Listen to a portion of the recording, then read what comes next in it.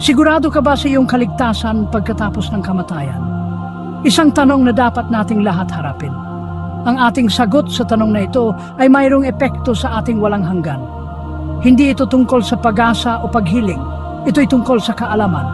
Alam mo ba, nang walang pag-aalinlangan, kung saan mo gugugulin ang walang hanggan? Ang tanong na ito ay hindi para takutin ka. Ito ay para gisingin ka. Ginugugol natin ang ating mga araw sa mga alalahanin sa mundo. Trabaho, relasyon, pera.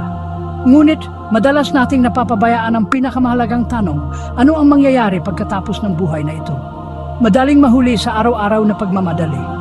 Ngunit hindi natin kayang balewalain ang walang hanggan. Nakataya ang ating mga kaluluwa. Kaya, magsimula tayo sa isang paglakbay ng pagtuklas na naghahanap ng katotohanan at katiyakan para sa ating mga kaluluwa. Ang buhay, sa simpleng salita ay nagtatapos sa dalawang hindi maiwasang appointment, kamatayan at paghuhukom. Paalala sa atin ng Hebreo 9:27 at kung paanong itinakda sa mga tao na minsang mamatay at pagkatapos nito ay ang paghuhukom. Walang sinuman, gaano man kayaman, katayuan o paniniwala ang makaiwas sa mga appointment na ito. Ang pagharap sa ating kamatayan ay hindi nakakatakot. Ito ang katotohanan. Ang pagkilala sa katotohanan ito ay nagpapahintulot sa atin na mabuhay ng may layunin. Ang pag-alam na limitado ang ating oras ay nag-udyok sa atin na gamitin ito ng matalino na nakatuon sa kung ano talaga ang mahalaga. Ang paghuhukom ay maaring mukhang nakatakot, ngunit ito ay paraan lamang ng Diyos sa pagsaayos ng mga bagay-bagay. Nakikita niya ang lahat, alam ang lahat, at hahatol ng may perpektong katarungan at awa. Ang kaalamang ito ay dapat magbigay inspirasyon sa atin na mamuhay ng kalugod-lugod sa Kanya. Sa mga katuwid, ang pag-unawa sa dalawang appointment na ito ay nagbibigay diin sa kahalagahan ng ating kaligtasan. Hindi ito isang bagay na dapat ipagpaliban o ipagwalang bahala. Ito ang pinakamahalagang desisyon na gagawin natin kailanman. Marami ang umaasa sa damdamin para masukat ang kanilang kaligtasan. Hinahanap nila ang emosyonal na mataas na inihahalin tulad ito sa presensya ng Diyos. Ngunit ang damdamin ay pabago-bago tulad ng hangin. Nagbabala ang Kawikaan 4:12, may daan na matuwid sa paningin ng tao, ngunit ang dulo niyaon ay mga daan ng kamatayan. Hindi natin maitatayo ang ating pananampalataya sa pabago-bagong buhangin ng emosyon. Ang tila tama ay hindi palaging tama. Ang ating mga puso ay maaring manlinlang sa atin. Kailangan natin ng matibay na pundasyon, isang bagay na hindi matitinag. Dito pumapasok ang salita ng Diyos. Ito ay lampara sa ating mga paa at ilaw sa ating landas. Ito ang pinakahuling pinagmumulan ng katotohanan, hindi nagbabago at matatag. Sa halip na habulin ang damdamin, habulin ang salita ng Diyos. Isawsaw ang iyong sarili sa mga pahina nito. Hayaang hubugin nito ang iyong mga iniisip, paniniwala at kilos. Ang tunay na kapayapaan at katiyakan ay nagmumula sa pagkakilala at pagsunod sa Kanyang salita. Seksyon 4. Nakulong sa tradisyon. Ang sangkatauhan ay may kasanayan sa pagpapalubhan ng mga bagay-bagay, lalo na sa pananampalataya.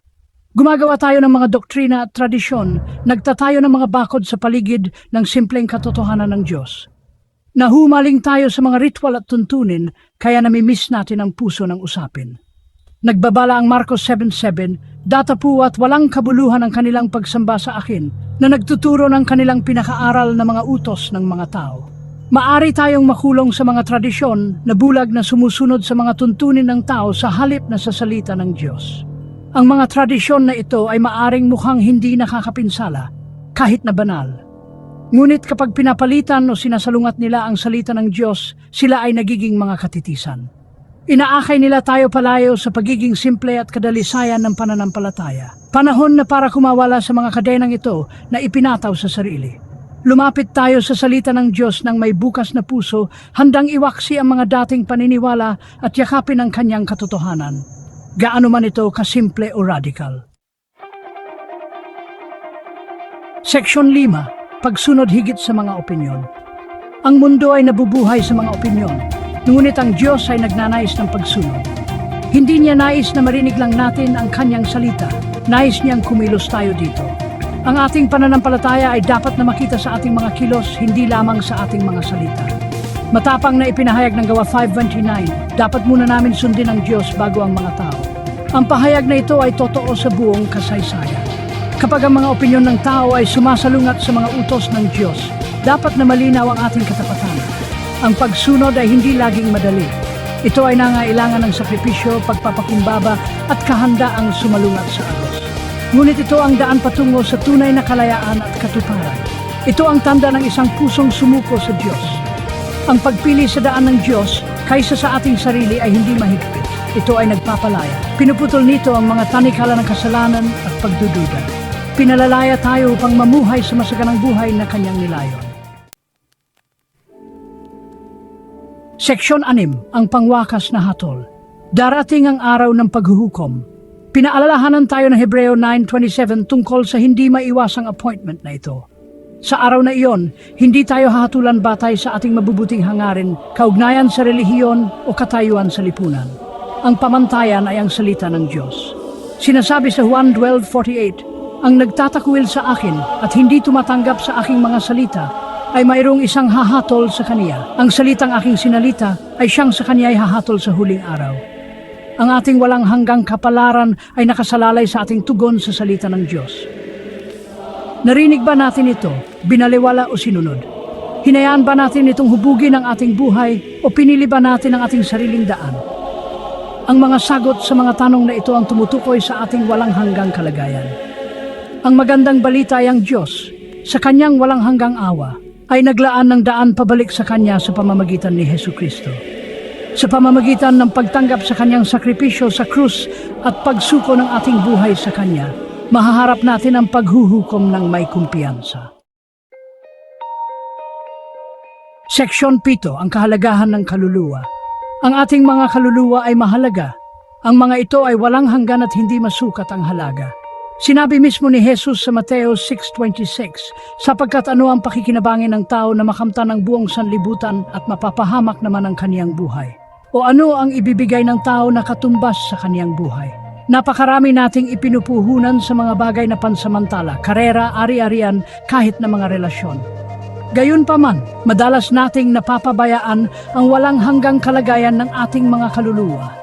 Ang kapabayaang ito ay maaring magkaroon ng mapangwasak na mga kahihinatnan.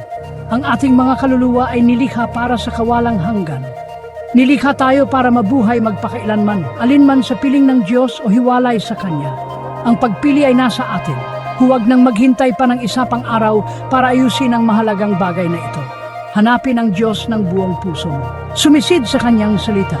Yakapin ang Kanyang katotohanan. Sulit ang kaluluwa. Ang iyong kawalang hanggan ay nakasalalay dito.